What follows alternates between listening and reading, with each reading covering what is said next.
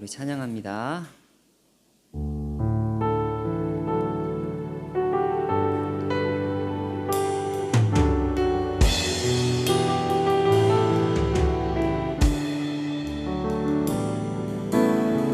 세상은 들리고 사람들은 변하여도 나는 주를 섬기니 주님의 사랑은 영원히 변하지 않네. 나는 주를 신뢰해. 믿음은 들리고 사람들 주를 떠나도 나는 주를 섬기니 주님의 나라는 영원히 쇠하지 않네. 나는 주를 신뢰해. 오직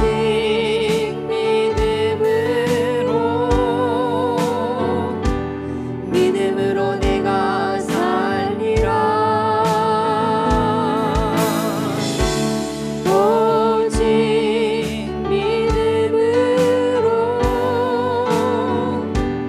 믿음으로 내가 살리라. 세상은 들리고 사람들은 변하여도 나는 주를 섬기니 주님의 사랑은 영원히 변하지 않네. 나는 주를 신뢰해. 믿음은 들리고 사람들 주를 떠나도 나는 주를 섬기니 주님의 나라는 영원히 쇠하지 않네. 나는 주를 신뢰해. 오직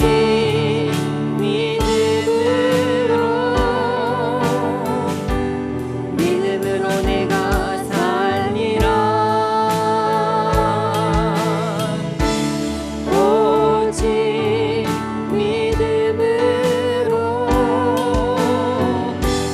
믿음으로 내가 살리라.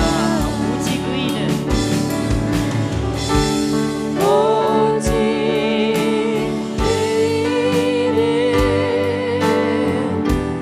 믿음으로 말미암아 살리라. 오직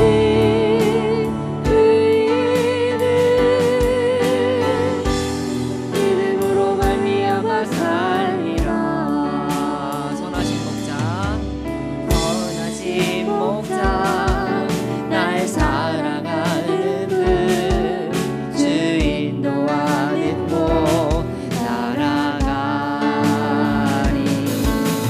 주의 말씀은 나 듣기 위하여 주 인도하는 곳 가려네. 선하신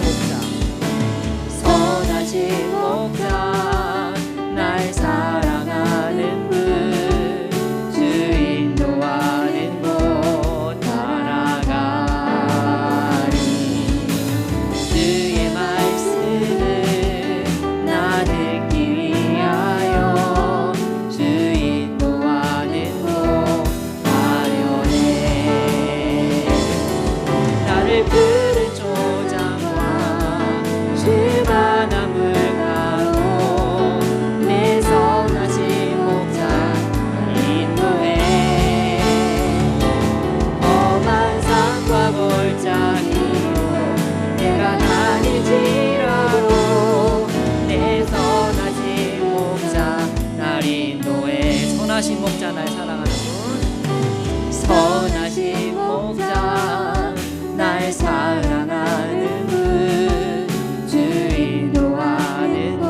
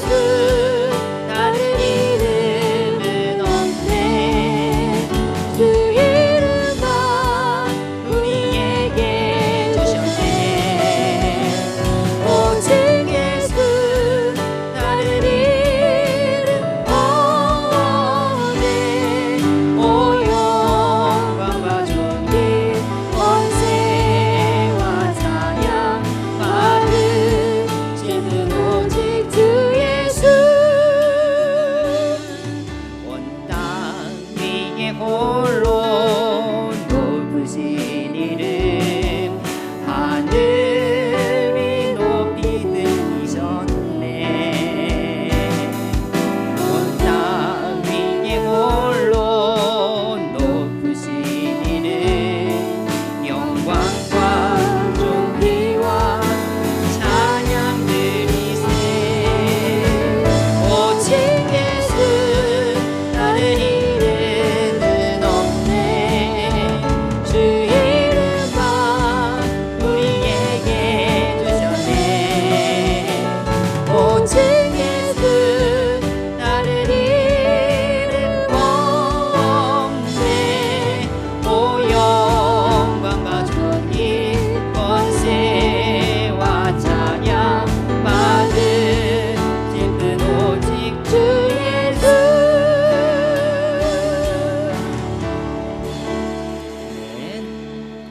우리 다 함께 예배를 위해서 기도합니다. 예배를 위해서 기도함과 동시에 우리 아프가니스탄을 위해서 함께 기도하도록 하겠습니다. 하나님을 부인하고 인권을 유린하는 정권들이 세계 곳곳에서 세워지고 있습니다. 공의대로 하나님 이 땅을 심판하여 주시옵소서, 다스려 주시옵소서. 그렇게 기도했으면 좋겠고요. 아프가니스탄의 공포 정치로 두려움에 떨고 있는 그 국민들을 하나님 보호하여 주십시오. 이렇게 우리 아프가니스탄을 위해서 예배를 위해서 기도할 때 말씀을 받는 겸손한 마음을 허락하여 주시고 하나님의 음성 깨닫고 그 말씀대로 살아가기로 결단할 수 있는 시간 될 수 있도록 우리 예배를 위해서도 함께 기도합니다. 하나님 아버지 은혜를 감사합니다. 이 땅이 하나님의 것임을 고백합니다. 열방이 하나님의 것임을 고백합니다. 이 세계 중에 있는 모든 것들이 하나님께 속해 있음을 하나님 고백합니다. 주님 이 땅을 불쌍히 여겨주시옵소서, 긍휼히 여겨주시옵소서. 하나님을 대적하는 정권들이 세워지고 하나님의 형상대로 지음받은 그 사람의 인권을 유린하는 정권들이 곳곳에 세워지고 있습니다. 하나님 아버지 이 땅을 고쳐주시기를 하나님 원합니다. 이 땅을 하나님 올바르게 다스려 주시기를 원합니다. 하나님의 공의대로 이 세계가 세워질 수 있도록 기도하여 주시옵소서. 특별히 우리 아프가니스탄 국민들을 긍휼히 여겨주시고 공포 정치로 인해서 떨고 있는, 두려워하고 있는 그들을 하나님께서 보호하여 주시기를 원합니다. 수많은 난민들이 생길 텐데 그 난민도 하나님 보호하여 주시고 하나님 곳곳에 세계 곳곳에 흩어진 그 난민이 복음을 듣고 예수님을 알아가는 놀라운 역사도 하나님 허락하여 주시옵소서. 이 시간에 하나님의 말씀을 듣습니다. 우리 마음 가운데 겸손한 마음 허락하여 주시고 귀 기울일 수 있도록 도와주시고 들려진 그 말씀대로 따라 살기로 결단할 수 있는 저희들이 될 수 있도록 인도하여 주시옵소서. 저희가 우둔합니다. 깨닫는 지혜가 없습니다. 그 말씀대로 따라 살아갈 수 있는 힘이 없습니다. 주님 말씀을 들을 때 지혜도 주시고 그 말씀대로 살아갈 수 있는 능력도 허락하여 주시옵소서. 부족한 종이 하나님의 말씀을 전할 때 온전히 주님의 깨끗한 도구가 될 수 있도록 인도해 주시고 부족하지만 하나님의 말씀이 온전히 선포될 수 있는 말씀의 도구로 삼아주시기를 간절히 바라오고 원합니다. 이 예배의 주인공이 주님이 되기 원합니다. 예배를 통하여서 우리 하나님 홀로 영광받아 주시옵소서.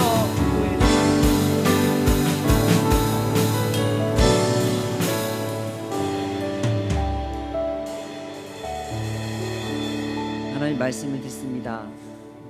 우리는 말씀을 깨닫는 지혜도 또 그 말씀을 행할 수 있는 힘도 없습니다.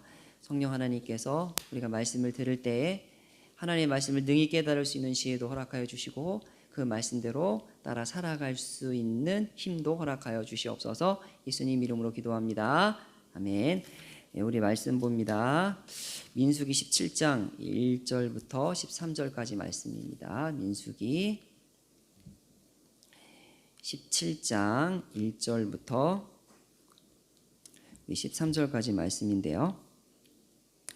교독하도록 하겠습니다.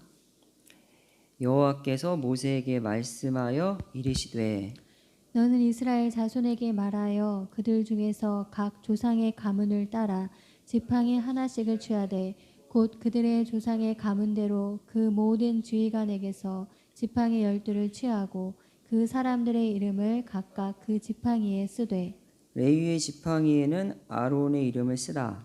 이는 그들의 조상의 가문의 각 수령이 지팡이 하나씩 있어야 할 것임이니라.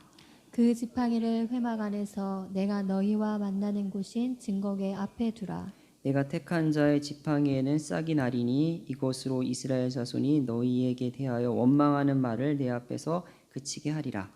모세가 이스라엘 자손에게 말하매 그들의 주의관들이 각 지파대로 지팡이 하나씩을 그에게 주었으니 그 지팡이가 모두 12이라. 그 중에 아론의 지팡이가 있었더라. 모세가 그 지팡이들을 증거의 장막 안 여호와 앞에 두었더라. 이튿날 모세가 증거의 장막에 들어가 레위 집을 위하여 낸 아론의 지팡이에 움이 돋고 순이 나고 꽃이 피어서 살구 열매가 열렸더라. 모세가 그 지팡이 전부를 여호와 앞에서 이스라엘 모든 자손에게로 가져오매 그들이 보고 각각 자기 지팡이를 집어들었더라. 여호와께서 또 모세에게 이르시되 아론의 지팡이는 증거계 앞으로 도로 가져다가 거기 간직하여 반역한 자에 대한 표징이 되게 하여 그들로 내게 대한 원망을 그치고 죽지 않게 할지니라. 모세가 곧 그같이 하되 여호와께서 자기에게 명령하신 대로 하였더라. 이스라엘 자손이 모세에게 말하여 이르되 보소서 우리는 죽게 되었나이다. 망하게 되었나이다. 다 망하게 되었나이다. 네, 다 같이 시작. 가까이 나아가는 자 곧 여호와의 성막에 가까이 나아가는 자마다 다 죽사오니 우리가 다 망하여야 하리까. 아멘. 오늘 함께 살펴볼 민수기 17장은요. 그 유명한 아론의 쌍난 지팡이 사건인데요.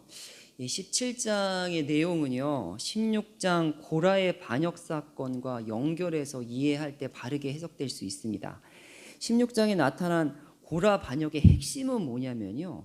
하나님이 제정하신 제사 제도를 부정하는 사건이에요. 이게 고라 사건의 핵심이에요. 그러면 구약에서 제사는요. 하나님이 정한 절차대로 하나님이 정한 사람만 주관할 수 있습니다. 이것이 하나님이 정한 법이기 때문에 만약에 제사를 드릴 때 하나님이 정한 절차를 무시하거나 하나님이 정하지 않은 사람이 제사를 주관하면 하나님이 그 제사를 받지 않을 뿐만 아니라 죽음으로 대가를 치루어야 합니다. 이 제사를 그래서 16장에 고라가 대제사장 아론의 자리를 이렇게 차지하려고 했잖아요. 이것은 무엇을 의미하냐면 하나님이 정하신 사람, 그러니까 아론과 그 직계 자손만이 제사를 주관해야 한다는 것을 부인한 것이기 때문에 결국은 하나님이 정하신 제사 제도 자체를 부인하는 의미가 되는 거예요. 오늘 본문 10절 하반절에 보면 고라의 반역이 표면상으로는 모세와 아론을 원망한 것이지만 실제로는요. 나를, 하나님이죠. 하나님을 원망한 것이다. 내가 세운 제사 제도를 불평한 것이다 라고 이렇게 말을 하고 있습니다. 그래서 고라의 죽음은 성경의 어떤 사람의 죽음보다 아주 충격적입니다. 땅이 갈라져서 그곳에 빠져 죽지 않습니까? 마치 산채로 지옥으로 들어가는 모습을 연상시키는 그런 죽음이에요. 그런데 하나님이 제사 제도를 부인하는 사람에 대해서 왜 이렇게 엄하게 다루실까요? 그 이유는요. 제사 제도가 무너지면 하나님과 이스라엘 관계도 무너지기 때문입니다. 하나님과 이스라엘 관계가 유지되기 위한 두 가지 축이 있습니다. 그것이 뭐냐면 하나는 율법이고 다른 하나는 제사 제도예요. 이 두 가지 다 하나님이 모세를 통해서 시내산에서 주신 것인데요.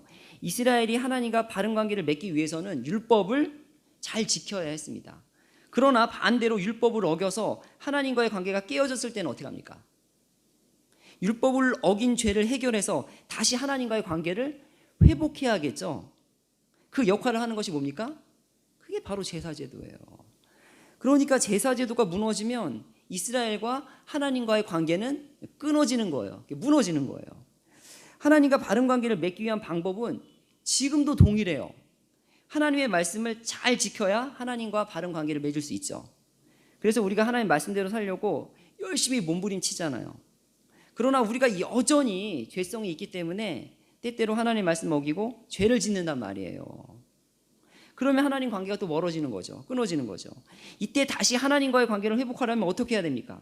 그 죄를 예수님의 이름으로 회개하고 죄 용서를 받으면 다시 하나님과의 관계가 회복되는 거죠.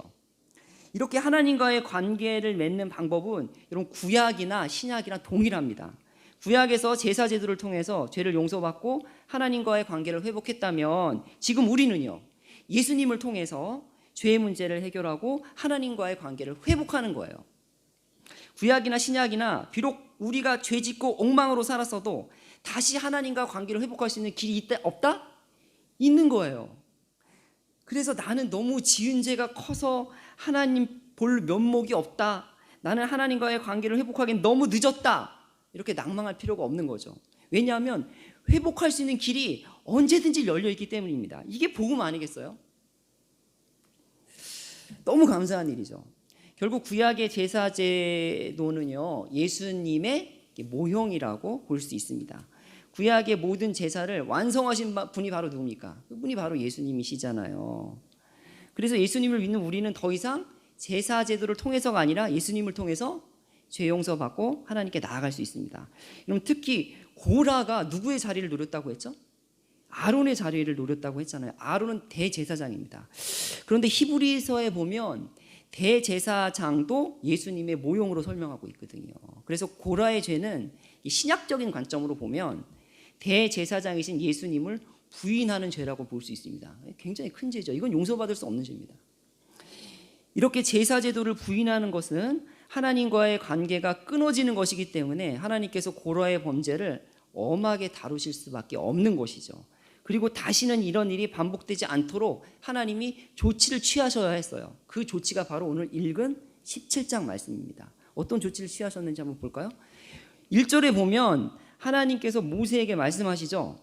무엇이라고 말씀하십니까? 2절에 이스라엘 자손에게 각 조상의 가문에 따라, 각 지파별로라는 말이에요. 각 지파별로 그 지파의 대표인 지휘관이 지팡이 하나씩을 가지고 오게 하죠. 그리고 가지고 온 지팡이에 그 지파의 대표인 지휘관의 이름을 쓰게 합니다. 3절에 보니까 레위 지파에는 누구의 이름을 쓰라고 합니까? 아론이에요. 모세가 아니고 아론이죠. 왜 레위 지파에 모세 이름이 아니고 아론의 이름을 쓰라고 했을까요? 그럼 반역자 고라가 차지하려고 했던 것이 바로 여러분 아론의 자리죠. 대제사장의 자리이기 때문에 그런 거예요. 지금 아론이 가지고 있는 제사장 자리의 권위를 높여주기 위해서 하나님께서 이런 일을 하시는 거예요. 제사 제도를 보호하시기 위해서 이런 일을 하시는 거예요. 그리고 4절에 보면 그렇게 지파들의 이름이 쓰인 지팡이를 하나님과 만나는 장소인 증거계 앞에 두라고 말씀합니다. 이제 지성소에 있죠. 증거계는 지성소 앞에 두라고 말씀하시는 거죠. 5절에 보면 그렇게 할 때 하나님이 택한 자, 그러니까 제사장으로 택한 자를 말하는 거예요. 하나님이 택한 자의 지팡이에는 뭐가 난다? 싹이 난다는 겁니다. 그럼 지팡이는 죽은 나무잖아요, 그렇죠? 여기서 싹이 나게 한다는 것은 하나님밖에 할 수 없는 기적을 말하는 거죠. 이러한 기적을 보여주시는 이유가 뭐냐면 5절에 나와 있어요. 5절에 보면 이스라엘 자손이 너희에게, 아론과 모세를 말하는 거죠, 너희에게 원망하는 말을 그치게 하기 위해서라는 겁니다. 지팡이에 싹이 나는 기적을 통해서 하나님이 택한 자의 권위를 높여주시는 거예요. 그래서 이제는 더 이상 모세와 아론에 대해서 특별히 아론의 제사장직에 대해서 원망의 말을 하지 않도록 그렇게 하신 것입니다. 그래야 하나님이 세운 제사제도가 유지가 되기 때문입니다. 여러분 6절에 보면 이제 증거기 앞에 두었던 지팡이의 숫자가 몇 개예요? 12개잖아요. 12개. 근데 여기서 좀 의문이 생기지 않습니까? 레위 지파까지 합쳤으니까 13개가 돼야 되지 않아요, 사실? 합리적인 질문인데요. 지팡이가 12개가 된 것은 아마도 성경에 나와 있지 않습니다. 아마도 에브라임 지파와 므낫세 지파가 합쳐진 것 같아요. 요셉 지파잖아요, 합쳐서. 그래서 12개로 된 것 같고요. 아무튼 7절에서 모세는 하나님의 말씀대로 12지팡이를 증거의 장막 안 여호와 앞에, 증거기 앞에 둔 거죠. 그리고 8절에 보면 그 다음 날 증거의 장막에 지성소에 들어가 보니까 아론이라고 이름을 쓴 레위 지파의 지팡이에서 싹이 나고 꽃이 피고 살구 열매가 열렸다고 말하고 있습니다. 그럼 살구 열매, 우리나라에서 말하는 그 살구 아니에요. 아몬드예요. 아몬드 열매. 그리고 9절에서 하나님이 택한 자가 아론이라는 것을 확인시키기 위해서 다시 지파별로 지팡이를 나눠줍니다. 그러면서 야 누구의 지팡이에 쌍난지 봐라 뭐 이거겠죠. 이렇게 해서 제사제도를 막 흔들려고 하는 사람들의 입을 막은 것입니다. 또한 10절에서 앞으로도 이런 일이 일어날 수 있잖아요. 이렇게 고라처럼 하나님이 세운 제사장의 자리를 부정하고 제사제도를 부정하는 일이 일어나서 또 많은 사람들이 죽게 되는 것을 방지하기 위해서 이 아론의 쌍난 지팡이를 아주 진곡의 앞에다가 두어서 보관하게 합니다. 그 지팡이가 아론과 그의 직계 자손만이 제사장의 역할을 할 수 있다는 증거가 되는 것이죠. 이렇게 고라의 반역으로 이스라엘 백성은요 한꺼번에 엄청난 사건을 경험을 합니다. 여러분 제사제도를 부정한 고라는 어떻게 죽죠? 땅이 갈라져서 거기 빠져서 죽잖아요. 여기에 가담했던 250명의 지도자들은 어떻게 죽죠? 향로에서 불이 나와서 차 죽잖아요. 백성들은요 전염병에 걸려서 14,700명? 14,007명인가? 예, 하여튼 뭐 그 죽잖아요.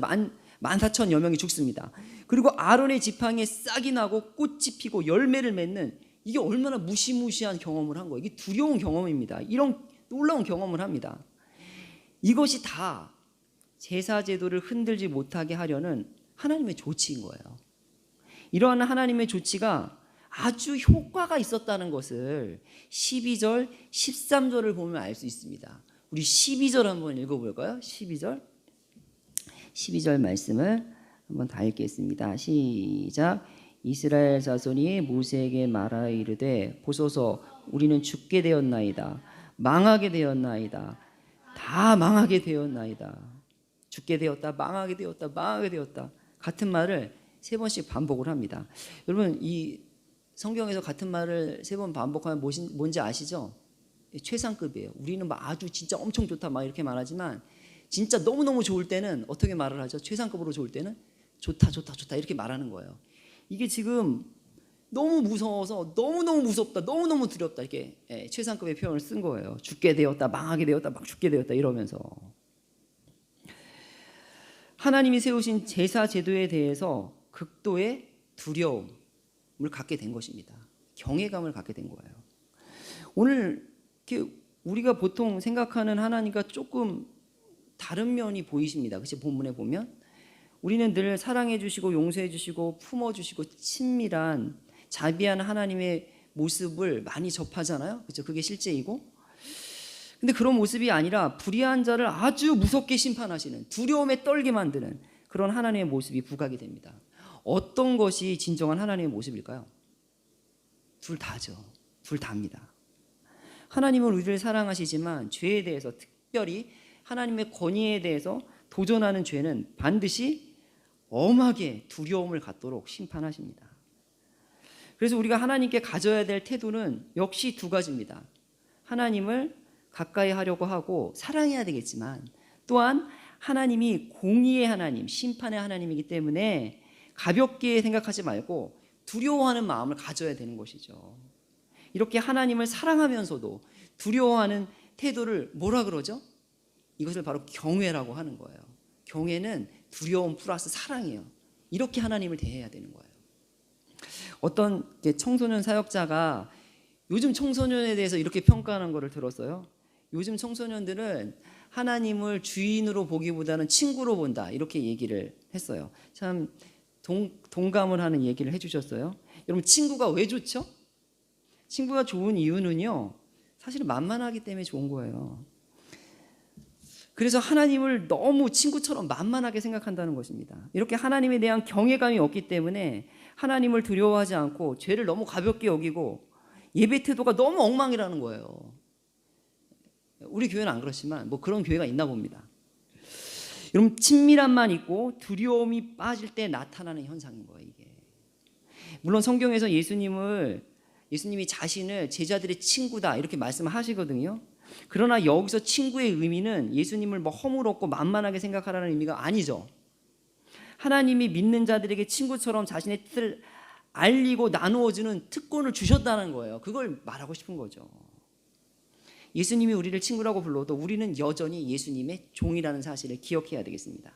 그래서 하나님을 경외하는 마음을 잃지 않아야 될 거예요. 아무튼 오늘 민수기 17장 말씀은요, 하나님께서 친히 개입하셔서 자신이 정하신 이 제사 제도를 회복하고 바로잡기 위한 내용이기 때문에 여러분 다시 한번 구약의 제사 제도가 가지고 있는 의미를 신약적 관점으로 살펴보면서 말씀을 마무리하도록 하겠습니다.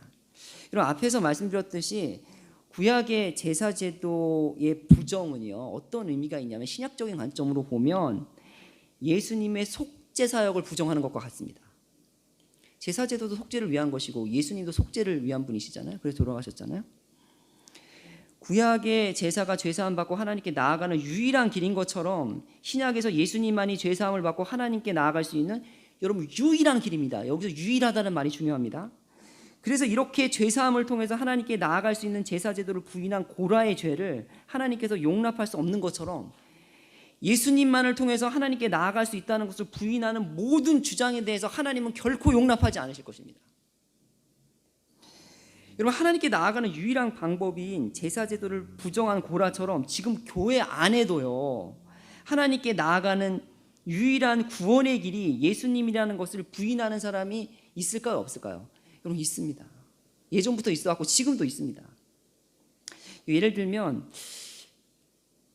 예수님을 믿는 것만으로 부족하다. 그래서 어느 정도는 그래도 선한 삶, 착한 삶을 살아야 될 거 아니야. 그래야 구원받을 수 있는 건 아니라. 그래도 경건한 삶을 통해서 구원받을 수 있지 않냐. 예수 그리스도 플러스 착한 삶이에요. 경건의 삶이에요. 그러면서 이렇게 질문합니다. 예수님 믿는 못된 사람과 예수님을 믿지 않는 착한 사람 중에 누가 천국에 갈까요? 막 이렇게 질문을 해요. 헷갈리게. 근데 헷갈릴 것도 없어요. 이 질문 자체가 틀린 거예요. 여러분 천국을 갈 수 있을 만큼 착한 사람, 선한 사람은 있어요, 없어요? 없어요. 성경이 말하고 있잖아요. 의인은 없다. 하나도 없다. 여러분 사람이 착하지 않은데, 선하지 않은데, 근본적으로 죄인이고 못됐는데 어떻게 구원받을 만한 착한 삶, 선한 삶을 살 수가 있겠어요? 여러분 어떻게 가시나무에서 포도가 열리겠습니까? 만약 인간이 구원받을 만한 선을 행할 능력과 성품이 있다면 여러분 예수님이 오셔서 이렇게 말씀하셨겠죠. 열심히 선을 행하도록 노력하라. 천국 가기 위해서. 그렇게 말씀하셨잖아요. 근데 천국 가기 위해서, 구원받기 위해서 나를 믿어라. 예수님 그렇게 말씀하시잖아요. 그리고 우리를 위해서 죽으셨잖아요. 죄를 위해서. 왜 그랬을까요? 구원받을 만한 선한 능력이 우리에게 없기 때문입니다. 이렇게 예수님만으로는 부족하고 플러스 알파, 여기 뭐 노력도 들어가고 뭐 이렇게 뭐 여러 가지 지식도 들어가고, 예수 그리스도 플러스 알파는 여러분 다 고라가 하는 행동인 거예요. 예수 그리스도 유일성과 예수 그리스도를 통한 속죄 사역을 부인하는 거예요. 여러분 종교다원주의라고 이렇게 들어보셨을 겁니다. 요즘 사람들이 제일 듣기 싫어하는 말이 뭐냐면, 말 중에 하나가 이런 말이에요. 야, 너 참 독선적이구나. 포용심이 없다. 이 말을 정말 가장 듣기 싫어합니다. 이 현대인의 특징이에요. 세상 사람들이 기독교에 대해서 가장 많이 공격하는 게 이 말이거든요. 독선적이라는 거예요. 기독교인들은 자신들만 옳다고 주장하는 아주 포용력이 1도 없는 독선적인 사람들이라는 거예요. 왜냐하면 다른 종교에는 구원이 없고 오직 예수님만 유일한 구원의 길이다. 예수님만이 유일하게 하나님께 가는 길이라고 주장한다는 거예요. 그래서 이런 말을 듣기 싫어서 기독교 내에 종교다원주의를 인정하는 사람들이 있어요. 여러분 종교다원주의는 아시는 것처럼 예수님이 아니더라도 타 종교를 통해서 구원이 가능하다는 사상이에요. 모든 종교는 절대자에 대한 표현 방식이 다를 뿐이지 결국은 한 하나님에 대해서 말하고 있다는 거예요. 예를 들면 기독교의 여호와나 이슬람의 알라나 힌두교의 신이나 사실 이름만 다를 뿐이지 같은 하나님에 대해서 말하고 있고 같은 하나님에 대해서 섬기고 있다는 거예요. 막 그럴듯하잖아요. 그래서 예수를 믿든 뭐 불교나 이슬람과 힌두교를 믿든 간에 결국 한 하나님께 나아갈 수 있다고 말을 합니다. 등산할 때 등산로가 여러 가지가 있듯이 정상으로 가는 길, 하나님께로 가는 길도 여러 가지 길이 있다는 거예요. 그 여러 가지 길 중에 기독교의 예수님이 그냥 한 가지 길에 불과하다는 것입니다. 이게 종교다원주의예요. 참 무섭게 퍼져 있는 사상입니다. 여러분, 여기에 대해서 뭐 긴 말 할 필요도 없어요. 우린 성경을 믿는 사람들이기 때문에 성경 구절 딱 두 구절만 말씀드릴게요. 요한복음 14장 6절, 예수께서 이르시되 내가 곧 길이요 진리요 생명이니 나로 말미암지 않고는 아버지께로 올 자가 없느니라. 분명하게 예수님만이 하나님께로 가는 유일한 길이라고 말씀하고 있잖아요. 너무 분명하게 빼도 박도 못하게. 또 다른 한 구절, 다른 이름으로서는 구원을 얻을 수 없나니 천하 인간의 구원을 얻을 만한 다른 이름을 주신 일이 없음이니라. 사도행전 4장 12절. 예수님 이외에 구원 얻을 이름, 구원 얻을 방법이 없다고, 구원받는 유일한 길이 예수 그리스도뿐이라고 빼도 박도 못하게 분명하게 말하고 있습니다. 이런 분명한 말씀이 있는데도 불구하고 예수님의 유일성을 부인하는 종교다원주의를 인정한다면 이건 사실 기독교라고 할 수 없는 거죠. 이렇게 성경을 믿지 않은 사람들을 어떻게 기독교인이라고 할 수 있겠습니까? 예, 말씀을 맺도록 하겠습니다. 여러분, 사탄의 전략은요, 예나 지금이나 똑같습니다. 뭐냐면 복음에다 물을 타는 거예요. 복음에다 뭐 다른 비본질적인 것들을 건드려 봤자 복음이 제대로 되면은 뭐 방법이 없거든요. 얘네들도 복음에다가 물을 타는 거예요. 그래서 예수님이 하나님께로 가는 유일한 길, 구원받는 유일한 길임을 부인하게 만들고 예수님 이외에 다른 구원의 길도 있다고 복음에 물을 타가지고 자꾸 이렇게 거짓 복음을 만드는 거예요. 예수님을 부인하는 게 아니에요. 그래, 예수님을 통해서 구원 받을 수 있어. 그러나 딴 것도 필요해. 플러스 알파가 있어야 돼. 이렇게 말하는 게 바로 거짓 복음이에요. 사랑하는 성도 여러분, 예수님만이 우리의 유일한 구원자이자 하나님께로 가는 유일한 길임을 굳게 믿고 우리의 생명을 다해 우리를 구원하신 예수님만 섬기는 저와 여러분이 되기를 주님의 이름으로 축원합니다. 아멘. 예수 그리스도의 유일성을 믿으면서 이런 예수님께 우리의 삶을 드리겠습니다라는 결단하는 마음으로 우리 오직 예수 찬양하도록 하겠습니다.